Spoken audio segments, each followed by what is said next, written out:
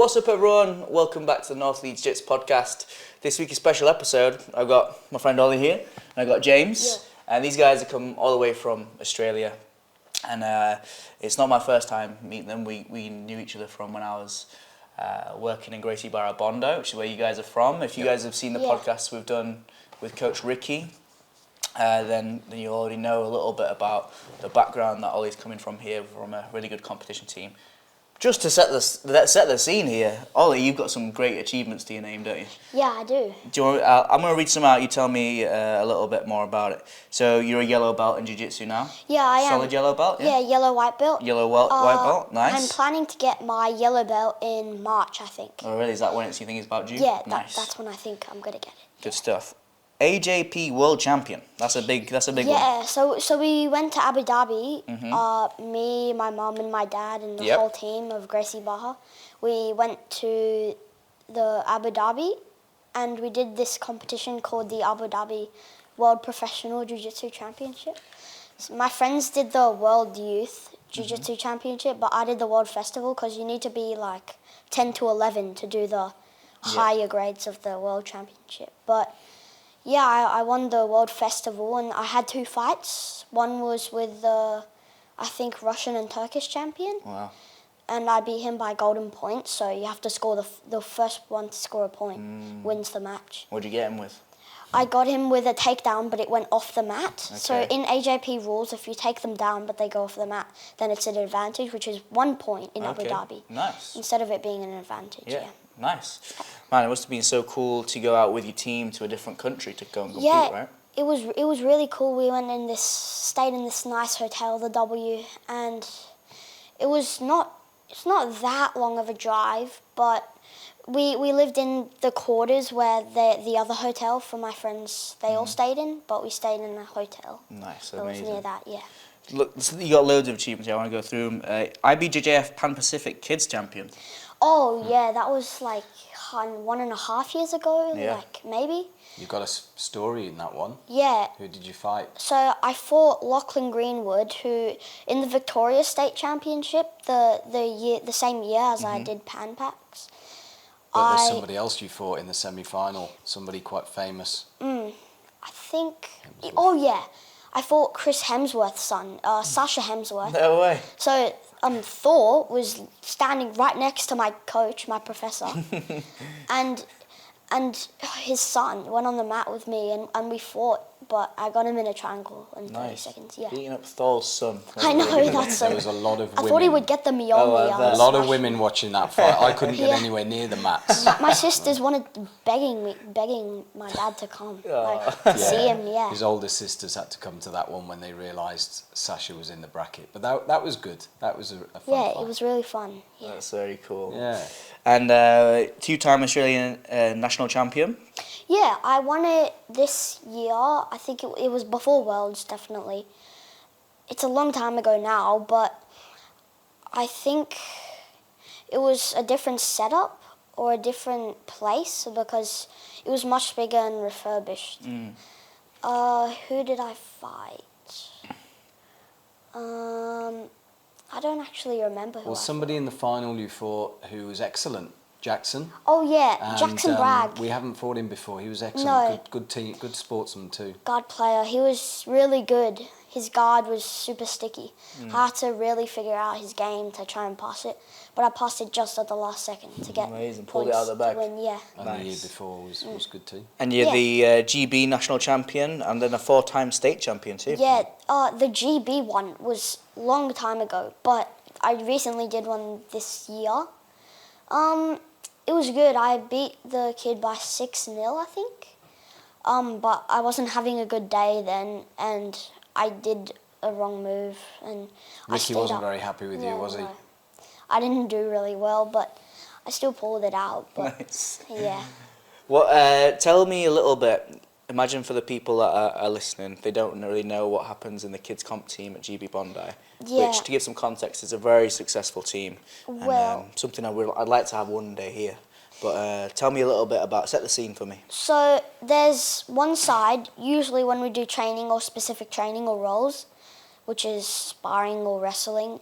There's like a halfway line, so we put cones down, and there's the little kids and the big kids. I'm still in the little kids section, but when I get like 12 or something, I can move up. I'll be a high belt by then, so I'm already quite like halfway through the class belts. Like there's a lot of grey belts and white belts. Yeah. But there's no white belts.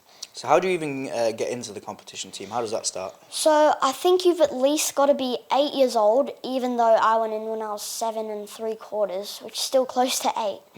But you have to be over grey belt or grey-white belt. And you've got to be pretty good, to be honest. You've got to have at least done 6 comps before. And every year we do at least 1 comp. And all those comps, there's one specific team inside of the competition team called the professional team, right? So it's not just the little comps like the Sydney State or those type of competitions, but the pro team like goes to the big ones like Worlds and Pan Ams and all those big ones that no one really goes to. And how is it like the training in the comp team session? What do you guys get up to? So it goes for 2 hours. We do some specific training in between, like games, we call them. But at the end, we mostly do rolls, which are like sparring, like at least 12 rounds or so. And we go really hard like at it. The reason that they made the comp team is because the people from the smaller classes like LC2, they beat everyone in the class like really easily and don't get any training. So they gather all those type of kids together to fight, and it's a really tough class. And it's not something that you can just half commit to the comp team, can you? You have to make sure you've got to be on it. And they recently introduced captains, but our gym doesn't really use the captains. But we do have one, Liam. And you can't like miss multiple sessions just because you don't feel like it and things like that, can you? So there's this like structure, I think, where every time you miss a session, you get a yellow dot. 4 yellow dots becomes a red dot, and when you get a red dot, Ricky, the coach, he has to talk to your parents about why you've been missing all these sessions in a row, unless you have a valid reason to miss them. Like us going to Worlds, we had to miss a couple, like maybe 2 or 3 comp team sessions, but that's fine because we had a valid reason since we had to go to a big competition where pro team goes. So why did you want to start competing? What was it that... Well, at first I didn't know competitions even existed for Jiu-Jitsu because it was such a little sport back then. But when I started hearing about this competition team coming out, I really wanted to be in it. Like at your school, there's this one like rugby team, and you want to be the quarterback or the fullback, and so you've got to train really hard at rugby. But most of the people in the rugby team, right, they start training before the rugby team comes out. So I go in the jiu-jitsu. I had to train beforehand, so I did a early comp so that I could still get in. I did have a chance to get silver. But in the end, I was 7-0 up with 2 seconds to go.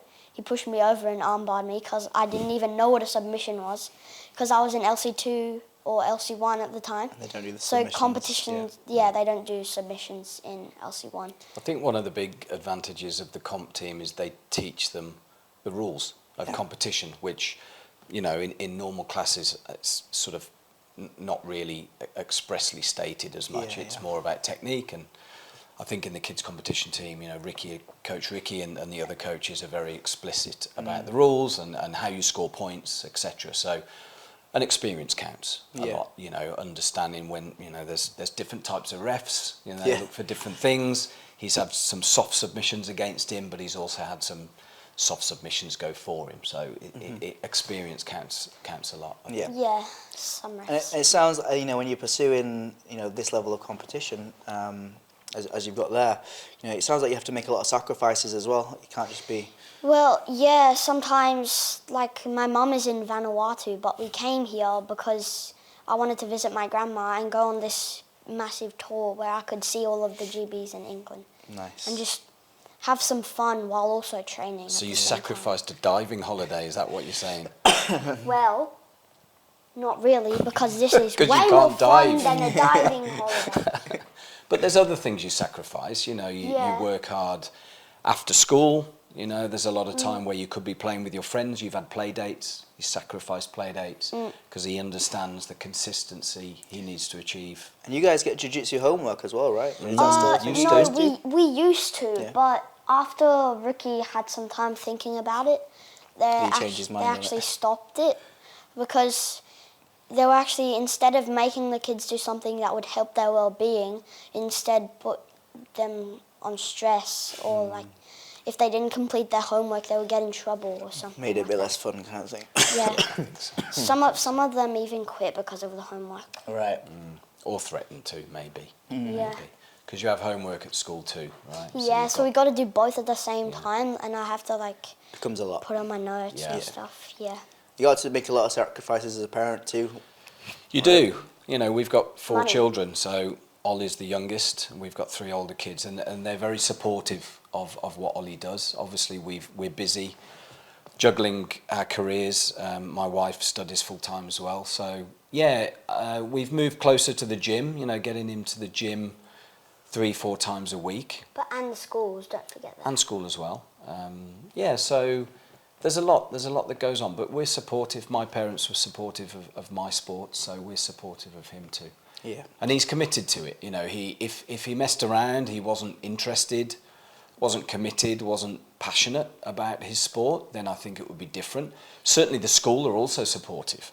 You know, we have to pull him out of school for certain events. Yeah. So they know what he's like, they know at the level he wants to get to, they're very supportive of that too. So, you know, they're making sacrifices for him as well. For example, he should have been playing in the ensemble at his speech night, but we were here. I couldn't. So, you know, we have to make apologies, but they're sometimes also I have supportive. to miss my summer sport, like in the morning on Saturdays. Yeah, Saturday morning sports is mandatory at the school. Sometimes we miss those if we're at nationals or state, and it's normally in Melbourne for the nationals. So so there's a few sacrifices there, and financially too. Yeah, you know, it's expensive.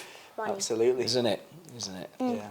And have you ever had any wobbles with jiu-jitsu? Have you ever thought, I don't want to do this anymore, I want to quit, or had a hard time and not be sure about it? Not at these stages, but in the early stages when like I fought not many people in the comp team, the little people in the comp team, and I got submitted straight away because I didn't even know what it was.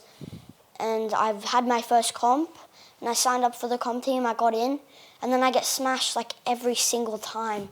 And it's so disheartening, and like I don't want to do it anymore. But I knew that if I really did train hard enough that I'd get to this point, Nice. How about you guys as parents? Has it ever been like tough to keep him in? No, I would say not at all. In fact, we do ask him on a regular basis, like you do with all of your kids. Are you enjoying it still? Are you committed to it? You know, we don't want to plan too far ahead if there's wobbles. This year, for example, he changed his school sport from rugby to basketball, which was a sudden change. Absolutely fine with us. That's what he wanted to do. I would say at the start of this year, we came back from a holiday in the UK. He hadn't trained a lot, and we took on a competition, and he fought some really great kids, friends of ours, I would say. Alessandro Imamura on the Gold Coast, and Manny Alam, who he fights a lot. And Ollie got submitted 3 times that day, which was a real shock for him. And I was very happy to see his reaction to that, because I think it's quite easy to get disheartened as a child when that happens. You have a bad day. But like we say to him, we all have bad days, and bad days will always happen in your life. It's about how you react to those bad days and what steps you take to correct that. And moving forward, he did really well to come back from that and you know, put the training in that he knows he needs to be at that level. If you're fighting at a high level consistently, you take your foot off the gas for 1 minute and you're going to get beat. It's as simple as that, because the other kids out there equally as good, if not better at times, and it depends on the day how you turn up. But I would say that one strength of Ollie's is his preparation. There's a lot that goes on in preparing him, and a lot of good support that he has for that. With Ricky and his teammates, and Professor Romina, who teaches him too. And so there's a lot of, it's not just, you know, it's an individual sport, but there's a lot of support that goes on around him to make sure that he's the best he can be at that particular point in time. For sure. And you give back as well, Ollie, don't you? You help out in some of the younger classes and stuff like that, right? Yeah, I do.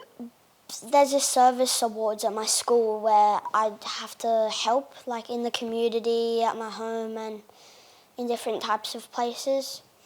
But I chose that I do jiu-jitsu, right? I'm good, I'm in the comp team, I'm decent. So I teach the little kids, like the 4-year-olds, 5-year-olds, 6-year-olds. And they like me because instead of having the same coach, like repetitive every day, they get to see like a new face that's also like them, like a kid. And do you like doing that too? Yeah, I love it. It's so nice seeing their faces when I come in the gym.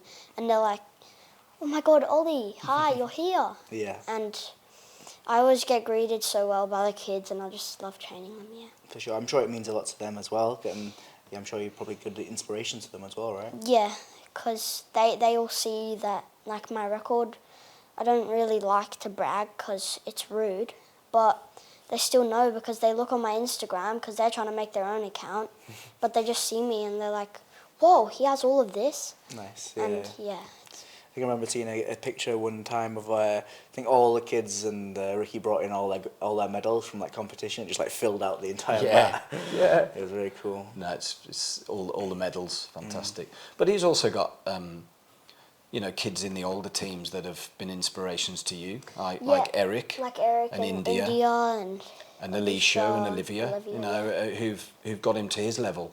So it works both ways. Yeah. You know, it's really important that he looks up to them, and hopefully there's kids below him who can look up to him and the older kids. And it's a really good cycle, isn't it? We all kind of help each other out, and that's one of my favourite things about the community aspect of Gracie Bar Schools. Wherever you go in the world, like there's always people that are a bit above you, and they're going to bring you up. And usually, if you look down the line, there's going to be someone else that might need some of your help. For sure. Does the values aspects of jiu-jitsu, is that something you wanted Ollie to get out of it? Yeah, definitely. I didn't do any martial arts. It was new to me. Ollie was a very difficult baby. You know, extremely hard, high energy, never slept. And I must admit, I tried him with various sports. People asked me how we got into it. I literally Googled, what do I do with a 4-year-old who never sleeps? That's how I got him into it. And the first thing that came up, luckily for Professor Pedro, was Gracie Barra Bondi. So we took him down when he just turned 4.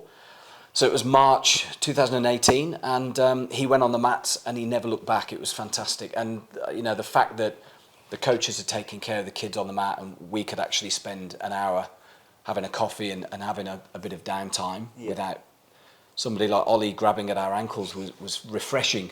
But then after that, I got used to the values of the jiu-jitsu and what he was learning, not just from a physical development point of view, but also from a personal and professional development point of view. And I think, you know, the values that Gracie Barra certainly have are things that he understands and tries to implement in his own life as well.